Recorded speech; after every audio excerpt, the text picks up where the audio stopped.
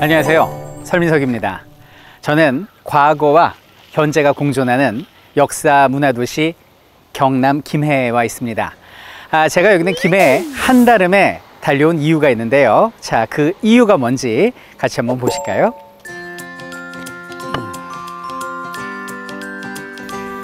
설민석 선생님 안녕하세요.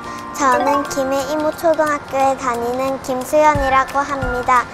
제가 이렇게 영상 편지를 보내게 된 이유는요, 제가 살고 있는 김해가 김수로 임금님이 다스렸던 금강가야라고 알고 있는데요.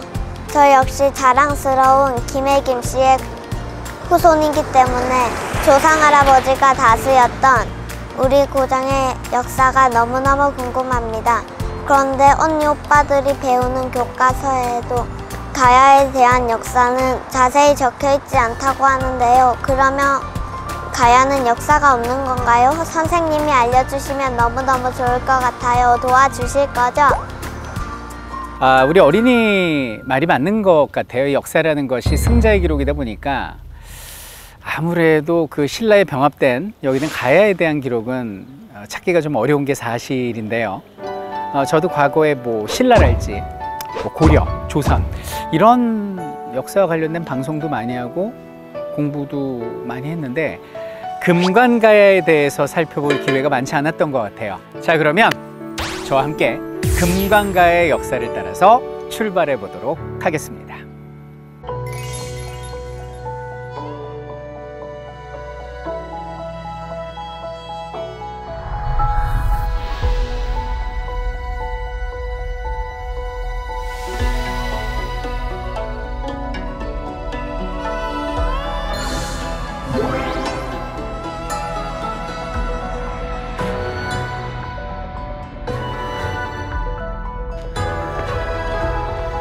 야, 여기가 구지봉이네요. 저도 처음 와봅니다. 금강가야의 첫 번째 왕인 김수로의 탄생설화가 살아 숨쉬는 곳인데요. 지금으로부터 한 2000년 전쯤인 것 같습니다. 여기 이제 집이 한 100집 정도가 있었고 9명의 추장이 이 지역을 다스리고 있는데, 근데 어느 날 바로 이 지역에서 소리가 들리더라는 거예요. 소리가 들리려면 뭐 사람이 있거나 짐승이 있거나 해야 되는데 그런 건 없고 소리만 들리는 거예요. 거부가 머리를 내놓아라. 그렇지 않으면 구워 먹으리 라는 노래를 부르고 춤을 추라는 거예요. 저기는 저 봉우리 꼭대기로 올라가서. 그러니까 추장하고 마을 사람들이 놀래서 봉우리 올라가서 이제 땅을 팔 준비를 하고 올라가는 그 길에 제가 지금 서 있는 거야. 그 길에. 자, 그러면 최초로 김수로를 맞이했다라는 그 설화 속의 신화 속의 구지봉으로 함께 올라가 보도록 하겠습니다. 임금을 간절히 염원하는 구지가와 김수로의 탄생 신화가 남아있는 곳 구지봉. 능의 모양이 거북이를 닮았다고 해서 구수봉, 구봉이라고도 불리는데요. 수로왕 설화의 흔적을 더듬으며 길쭉하게 뻗은 소나무 사이로 이어진 산책로를 거닐다 보면 어느덧 구지봉의 정상에 다다릅니다. 여기가 구지봉이군요. 제가 25년 동안 우리 역사를 공부하면서 여긴 처음 봤어요. 야, 여기구나. 그래서 이제 여러분들 얘기를 계속 이어가면 추장들하고 마을 사람들이 이제 이리로 올라왔겠죠. 올라와서 바로 물론 이제 추정되는 지역이지만 이 자리에서 노래를 했다라는 거예요. 거부가 머리를 내놓아라. 그렇지 않으면 구워 먹으리. 이 노래를 하고 여기서 이제 덩기덩기 춤을 추는 거죠. 그리고 막 이렇게 흙도 파고 막 그랬을 거란 말이죠. 이거를 반복하는데 그때 갑자기 저 하늘에서 한 줄기 그 자주색 빛이 쫙 하고 지상으로 이어졌다라는 거예요.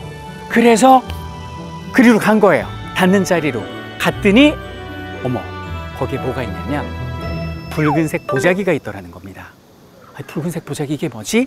그러면서 이렇게 들어서 그걸 하나 둘 벗겨봤더니 그 안에 금으로 만든 금합이 있더라는 거예요. 그래서 금합 안에 뭐가 있을까? 그래서 살짝 하고 열어봤더니 황금알 6개가 있더라는 겁니다. 너무 신기하잖아요. 이게 뭐지라고 생각한 추장들은 와가지고 이제 집에다 그거를 잘 모셔놨겠죠. 모셔놓고 12시간 정도 지나고 되돌아봤더니 어머, 세상에 금합이 열려 있는 거예요. 열려 있고 그 알들이 깨져 있더래. 그 사이에 부화가 된 겁니다. 그리고 옹기종기 6명의 아이들이 앉아 있더라는 거예요. 그 중에 이제 첫 번째 부화한 아이가 이름이 김수로가 되고요. 바로 이 지역, 오늘날 김해 지역의 금관가야의 왕이 되고, 나머지 5개 알에서 태어난 아이들은 각기 지역으로 가가지고 가야의 왕이 됩니다. 그래서 우리가 알고 있는 육가야 연맹체가 그렇게 해서 만들어졌다라는 설화예요. 자, 근데 여기는 이제 수로가요, 태어났잖아요. 아기잖아요. 그런데 어떻게 왕이 될 수 있었을까? 단 열흘 만에 성장을 끝마쳤다라고 합니다. 우리 감독님, 보통 이제 아이가 태어나서 열흘 정도 지났습니다.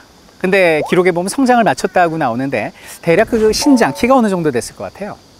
2m 됐을 것 같습니다. 네, 맞습니다. 9척이라고 나와요. 기록에 보면 9척. 당시 중국기 기준으로 한 척이 23cm니까 2m 7cm의 키가 단 열흘 만에 완성이 되게 됩니다. 그리고 여기는 우리의 김수로 왕은 제일 먼저 뭘 하냐? 이곳에 나라의 이름을 짓게 됩니다.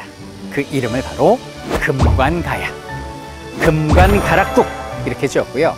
초기 적에 6개 가야 연맹체 중에 여기가 사실상 맹주였거든요. 그래서 대가야라고 이 지역을 칭했다라는 거죠. 큰 대자를 써서. 자, 근데 김수로 왕이 어떻게 생겼을까? 일단 키는 엄청 크거든요. 근데 좀 용모가 많이 궁금하시죠, 여러분들?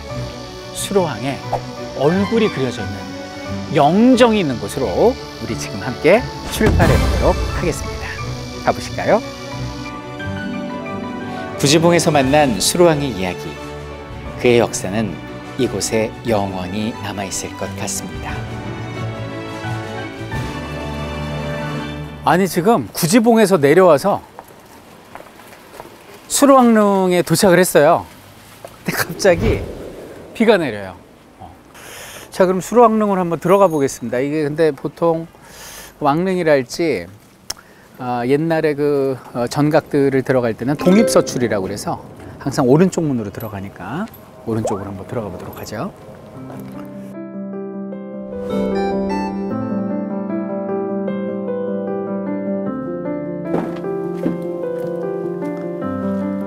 아, 여기 지금 이제 수로왕의 릉이 있고, 릉 바로 오른편에 여기 지금 이제 영정이 있다고 그러거든요. 표준 영정이. 가서 한번 보겠습니다.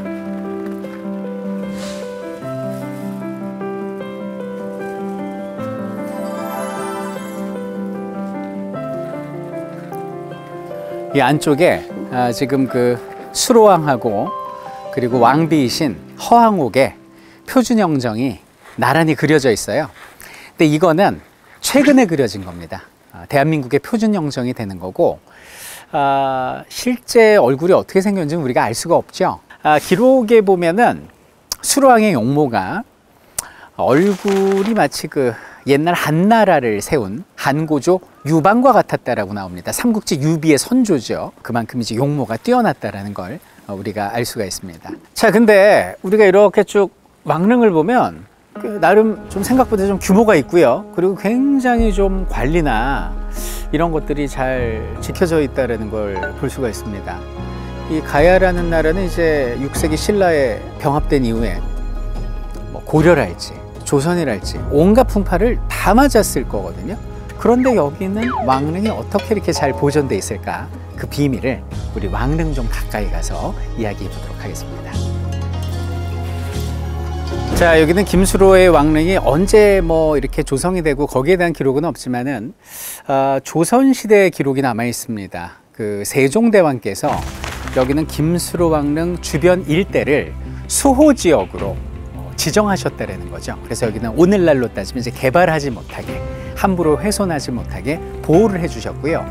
그리고 그 임진왜란 때 선조 있지 않습니까? 여기는 선조 때, 그리고 조선시대 후기 쪽에 고종 때까지 여기는 왕들마다 끊임없이 이곳을 관리하고 감독했고 개보수했다라는 겁니다. 지금 대한민국에서도 마찬가지고요. 그래서 이 모습을 잘 간직할 수 있었던 거죠.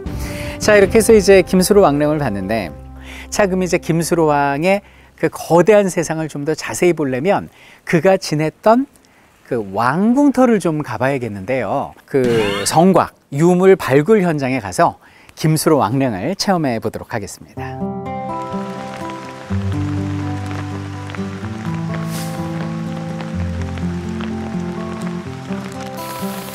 와, 비가 엄청나게 갑자기 어디로 갈 것 같아요. 여러분들, 저쪽에 보면 무슨 공사 현장처럼 보이는 곳이 있잖아요. 어떤 느낌이 드십니까? 별 느낌 없으시다고요? 일단 제 얘기 먼저 한번 들어보시죠. 감독님, 보통 그 수도의 성곽을 만드는데 얼마나 걸렸을 것 같으세요? 2년 정도 걸렸을 것 같지요? 놀라지 마십시오. 단 2달 만에 완공했다고 합니다. 그리고 잠시 뒤 이 성곽 안에는 또 궁궐, 전각이 만들어져야 되지 않습니까? 감독님, 여기는 궁궐 만드는데 보통 얼마나 걸릴 것 같으세요? 궁궐은 5년 정도 걸릴 것 같아요. 5년 정도 걸릴 것 같죠? 놀라지 마십시오. 단 5개월 만에 궁궐을 완성했다는 거예요. 그러니까 궁궐을 만드는데 성곽 포함 궁궐 다 해서 7개월 만에 만듭니다. 이게 뭐 마법이에요? 뭐예요? 졸속공사입니까? 아닙니다. 기록에 보면은 백성들의 농번기를 피해서 만들었다. 민폐를 주지 않고 백성들에게 부담을 주지 않고 아주 검소하게 내실 있게 수도의 성곽 및 전각을 왕궁을 축조했다는 거 우리가 알 수 있는 거예요. 근데 이 말씀을 왜 드리느냐고요? 놀라지 마십시오. 바로 이곳이 2000년 전 서기 44년 김수로 왕께서 수도를 삼으시고 성곽을 지으셨던 바로 그 자리인 거예요. 이게 우연히 발굴이 됐어요. 여기가 때는 2003년이었습니다. 그때 이제 소방시설 관련 업무를 보다가 우연히 여기가 발굴이 된 거예요. 가야가 신라처럼 삼국을 통일한 나라가 아니잖아요. 역사는 뭐예요? 승자의 기록이죠. 그러다 보니까 가야 관련 문헌이 얼마 없어요. 그러니까 그 문헌을 가지고 우리가 가야를 공부하고 체험하기에는 한계가 있다고요. 그럼 뭐에 의존을 해야 되느냐? 유적이나 유물을 발굴함으로써 그 당시 사람들의 생활 양식이 어땠고 또 어떤 문화와 역사가 있었는지를 추론하는 것. 그래서 여기는 가야에게 있어서 여기가 봉황동이거든요. 봉황토성의 발굴은 굉장히 중요한, 이거는 위대한 발굴이다, 위대한 발견이다, 이렇게 말씀드릴 수 있을 것 같아요. 자, 우리의 수로왕, 나라 이름도 지으셨지요. 여기는 궁궐도 만드셨지요. 성군입니다. 백성도 사랑해요. 근데 문제가 하나 있습니다. 자, 문제가 뭘까요? 아이고, 왕이라면 반드시 가져야 할 것, 바로 부사입니다. 그러다가 이제 어느 순간 수로왕이 이렇게 말씀을 하십니다. 이봐, 추장, 그 준마, 잘 달리는 말하고 빠른 배를 가지고 남쪽에 있는 섬에 가서 대기하고 있거라라고 명령을 하세요. 그래서 추장들하고 신하들이 가고 딱 지키고 있는데 붉은 깃발을 단 배가, 비단으로 치장을 한 배가 여기는 포구에 정박을 하고, 거기서 사람이 내리는데 뛰어난 용모에 일반적이지 않은 기품의 여인이 거기서 등장을 합니다. 그녀가 바로 김수로께서 예언하신 자신의 운명적 배필인데요. 자, 그녀의 정체는 누구이고 그녀는 어디서 왔는지 많이 궁금하시죠? 그 비밀의 문을 열러 지금 출발하도록 하겠습니다. 떠나시죠. 2000년의 깊은 잠에서 깨어난 봉황궁터를 뒤로하고 수로왕의 운명적 사랑 호황옥을 만나기 위해 발길을 옮겼습니다. 수로왕릉에서 약 1km, 그리 멀지 않은 데에 자리한 이곳은요,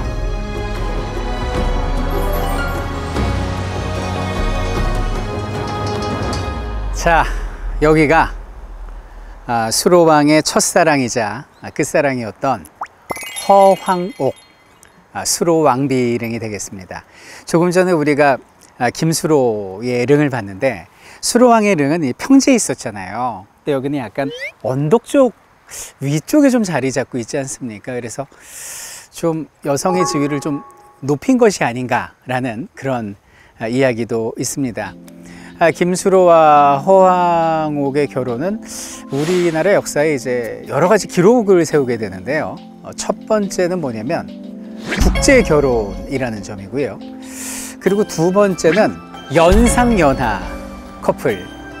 그리고 세 번째 기록이 뭐냐면 수로와 허황옥 사이에 10남 2녀의 자식들이 있었는데, 그 중에 둘째하고 셋째에게는 김씨가 아니라 어머니의 성씨인 허씨를 붙여줬다라는 거예요. 그래서 좀 오늘날과 비유해서 표현하면은 호주 재패지 같은 그런 기록을 세우고 있는 것이 이들 가정의 특징이 되겠습니다. 자, 그럼 조금 더 가까이 가서 우리 허황옥 릉을 자세히 좀 공부해 보도록 하겠습니다.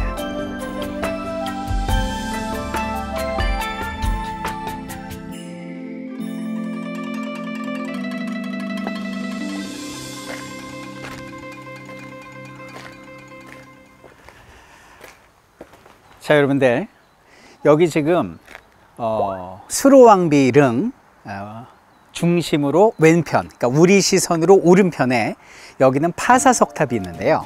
이 파사석탑은 시집 온다고 그러죠. 조선시대 표현으로 따지면 국제 결혼을 하러 오는 이제 허황옥이 이렇게 우리나라로는 배를 띄웠는데 막 풍랑이 일었다는 거예요. 그럼 올 수가 없잖아요. 그래서 배를 한번 돌립니다.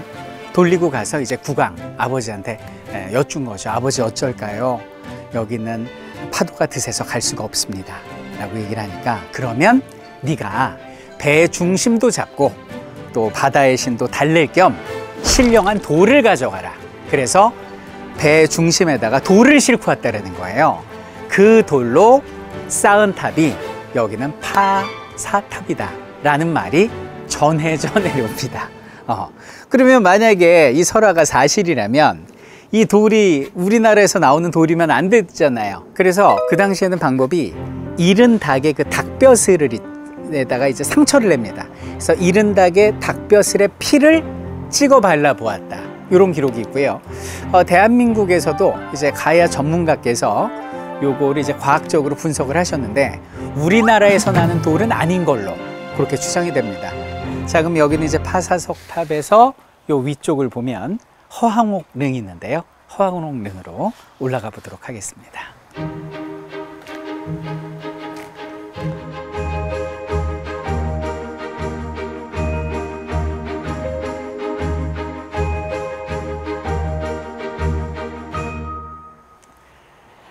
여기는 금강가야로 왔던 허황옥. 그녀는 살아생전에 백성들을 자식같이 여겼던 모양이에요. 그녀가 죽었을 때 땅이 꺼진 듯 백성들이 슬퍼했다라는 기록이 있고요. 구지봉의 동북쪽 언덕에서 장사 지냈다라고 하는데, 바로 기록에 나오는 그곳에 여기는 왕릉이 조성되어 있습니다. 허황옥이 죽은 나이가 향년 157세였으니 엄청나게 장수하셨고요. 김수로는 11년을 더 살게 됩니다. 그래서 158세를 일기로 하늘에 별이 되게 되죠. 야, 근데 거기가 어디라고? 그 먼 곳에서 어린 16 나이에 이곳으로 시집 왔으니 고향 땅도 그립고 어머니 아버지도 너무나 그리웠겠죠. 그때마다 허황옥이 올랐다라는 분산성, 그곳으로 가서 우리 이야기를 마무리해 보도록 하겠습니다. 자신의 난군을 만나기 위해 바닷길에 오른 허황옥. 그녀가 자주 올랐다는 분산성. 고향이 그리울 때마다 지금은 김해평야가 된 바닷길이 한눈에 내다보이는 이 길을 걸었다고 생각하니 제 가슴까지 뭉클해지는데요. 그녀는 어떤 마음으로 이곳에 올랐을까요? 3개월 동안 배를 타고 이곳으로 왔던 허황옥에게 가장 큰 위로가 되는 친구는 바로 노을이었습니다.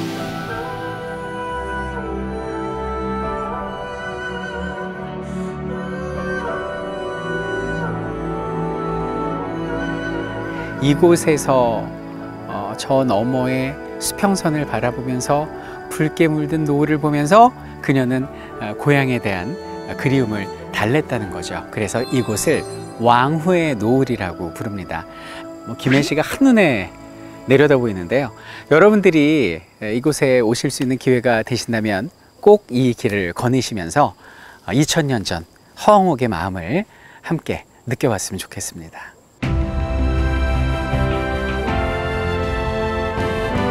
오늘은 금강가야가 어떻게 형성되게 되었는지를 살펴보았는데요. 다음 시간에는 금강가야의 전성기를 우리가 함께 시간 여행해 보도록 하겠습니다. 떠날까요?